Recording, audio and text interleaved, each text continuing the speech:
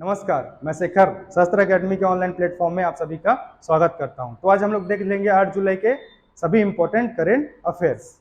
तो हमारा पहला टॉपिक है यूनिफाइड पेमेंट्स इंटरफेस।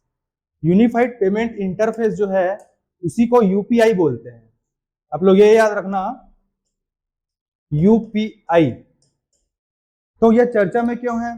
तो इसलिए चर्चा में है क्योंकि भारत ने इस साल 10,40,520 करोड़ का जो लेन देन किया है वो यूपीआई के जरिए ही किया है।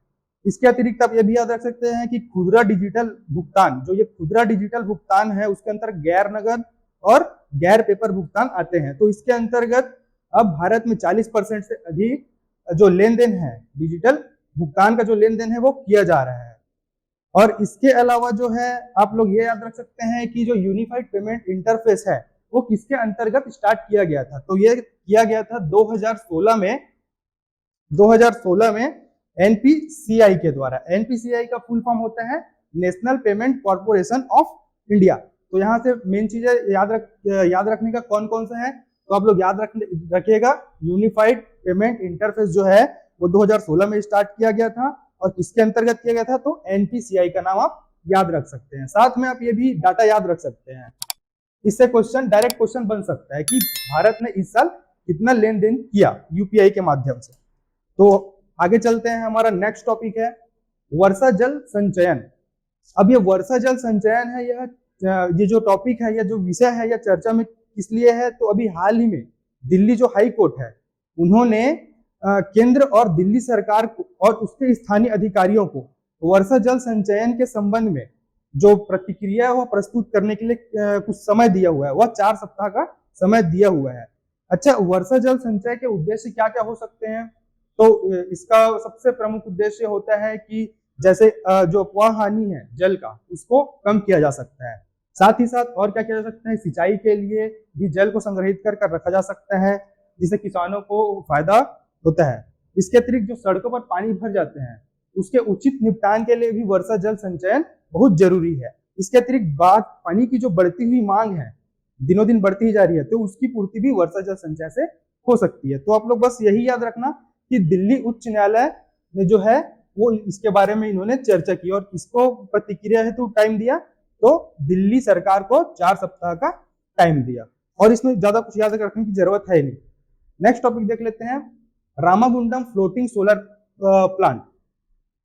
तो अभी जो तेलंगाना है, तेलंगाना के अंतर्गत जो रामागुंडम है वहां पर एनटीपीसी के द्वारा 100 मेगावाट क्षमता की सबसे बड़ी तैरती हुई फ्लोटिंग सोलर प्लांट स्थापित की जा रही है।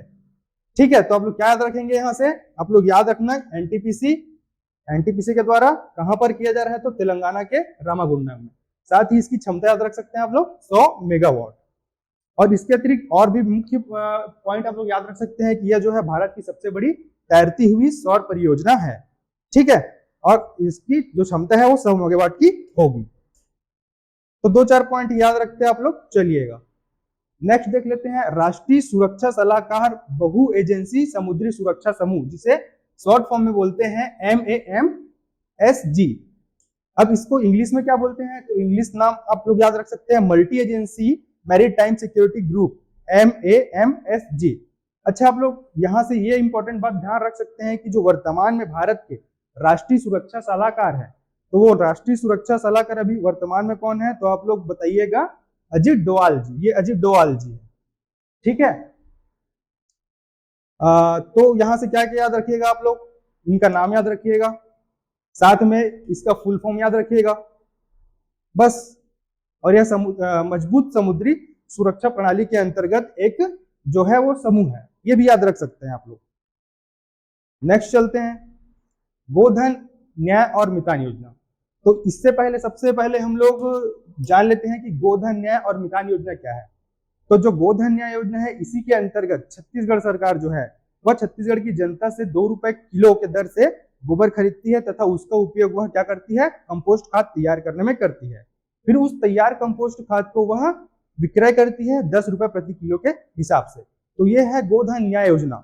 इसके अंतर्गत या इसके अलावा मितान योजना के बारे में भी जान लेते हैं हम लोग। मितान योजना क्या है? अभी हाल ही में 1 मई 2022 को छत्तीसगढ़ सरकार ने मुख्यमंत्री मिताज योजना की शुरुआत की थी। तो इसके अंतर्गत जो हमारे छत्तीसगढ़ में 14 नगर निगम है, उसके अंतर्गत लगभग 13 सेवाओं को घर पहुंच उपलब्ध कराया जाएगा, जैसे कि मूल निवासी प्रमाण पत्र हो गया, जन्म प्रमाण पत्र हो गया, ये सब जो है वह घर पहुंच सेवा के रूप में उपलब्ध की जाएगी। तो यह चर्चा में क्यों रहा, तो हम लोग देख लेते हैं कि जो अभी हाल ही में गुजरात के अहमदाबाद में एक समारोह आयोजित किया गया था, डिजिटल इंडिया सप्ताह, तो उसमें जो छत्तीसगढ़ की गोधन न्याय और मितान योजना है उसको सराहना प्राप्त हुआ, तो इसीलिए खास चर्चा में आया। और कुछ याद रखने की इसमें जरूरत नहीं है, बस ये याद रखना कि किस लिए चर्चा में आया, तो गुजरात के अहमदाबाद में आयोजित डिजिटल इंडिया सप्ताह में इनको सराहना मिली है, ये दोनों योजना को। नेक्स्ट चलते हैं, छत्तीसगढ़ NFS, वो AM है ना, आप लोग याद रखना, वो A नहीं है, वो M है।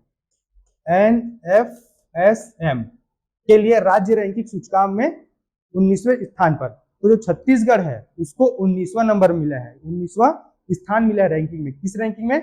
NFSM।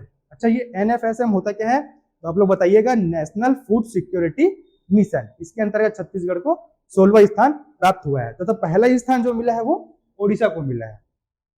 ठीक है, और ये जो रैंकिंग है, ये सूचकांक है, इसको जारी कौन करता है, तो इसको जारी करता है केंद्रीय उपभोक्ता कार्य, खाद्य और सार्वजनिक वितरण, वस्त्र और वाणिज्य एवं उद्योग मंत्री पीयूष गोयल के द्वारा इसको जारी किया गया। तो आप लोग ये बातें ध्यान रखिएगा। कब जारी किया गया, तो 5 जुलाई 2022। आगे चलते हैं, लार्ज हैड्रॉन कोलाइडर LHC। अब ये है क्या, तो यह जो है एक कॉम्प्लेक्स मशीन होती है, एक जटिल मशीन है। ये क्या करता है कि छोटे छोटे पार्टिकल से कणों का अध्ययन करता है, तो वह इसी से संबंधित है। बस ये आप लोग ये नाम याद रखना कि इसका फुल फॉर्म क्या है LHC का, और ये क्या चीज है, तो क्या चीज है ये है एक जटिल मशीन है जो क्या करता है, छोटे छोटे कणों का अध्ययन करता है। ठीक है, और ये अभी हाल में चर्चा में क्यों आया, तो आप लोग बता सकते हैं कि ये जो है 5 जुलाई से 4G दौरे के लिए प्रारंभ हो जाएगा। ठीक है, नेक्स्ट चलते हैं, स्पेस सस्टेनेबिलिटी, स्पेस क्राउडिंग। तो ये जो है कब ये चर्चा में आया, तो 23 जून को चर्चा में आया, और ये जो स्टार्ट किया गया किसके सहयोग से किया गया है, तो आप बताइएगा कि यूके के सिक्योर वर्ल्ड फाउंडेशन के सहयोग से स्टार्ट किया गया है। कहां पर किया गया है, तो आप लोग क्या आंसर करेंगे, लंदन में। एक चौथा शिखर सम्मेलन हुआ था स्पेस सस्टेनेबिलिटी के लिए, तो उस सम्मेलन में जो लंदन में आयोजित हुआ था, वहीं पर इसका क्या किया गया, इसको जो स्टार्ट किया गया। तो स्पेस क्राउडिंग के बारे में भी जान सकते हैं आप लोग। स्पेस क्राउडिंग के बारे में आप लोग, जो ये अंतरिक्ष की जो वस्तुएं हैं या उपग्रह हैं, ये सब इसी के द्वारा भेजे जाते हैं, अंतरिक्ष में भेजे जाते हैं या भेजी जा चुकी है। तो सबसे पहले अपना जो उपग्रह था वो कौन सा था जिसको भेजा गया था, तो वह सबसे पहला उपग्रह था स्पुतनिक। स्पुतनिक आप लोग याद रखिएगा, स्पुतनिक जो है किसके द्वारा भेजा गया था, तो वह सोवियत संघ के द्वारा भेजा गया था। कब भेजा गया था, तो ये डेट याद रख सकते हैं आप लोग, यहां से डायरेक्ट क्वेश्चन निकल के आते हैं, 4 अक्टूबर 1957। तो आगे चलते हैं, 25वीं वित्तीय स्थिरता रिपोर्ट FSR।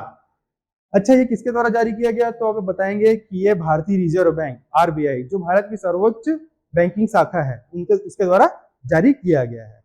RBI के द्वारा ही सभी जो प्राइवेट बैंक्स होते हैं, गवर्नमेंट बैंक्स होते हैं, और जो सहकारी बैंक्स होते हैं, ये सभी इसके अंतर्गत ही आते हैं। तो अभी जो जारी हुआ रिपोर्ट वो कौन से क्रम का था, तो आप लोग बताइएगा कि वह 25वें नंबर का था। ठीक है, और यह जो रिपोर्ट है वो हर 6 माह में जारी होती है। बस 2 से 3 फैक्ट ही याद रखते चलना है आप लोगों को। ठीक है, तो ये था आज का हमारा 8 जुलाई के सभी इंपॉर्टेंट करंट अफेयर्स। कल मिलते हैं नए करंट अफेयर के साथ, तब तक के लिए धन्यवाद, नमस्कार।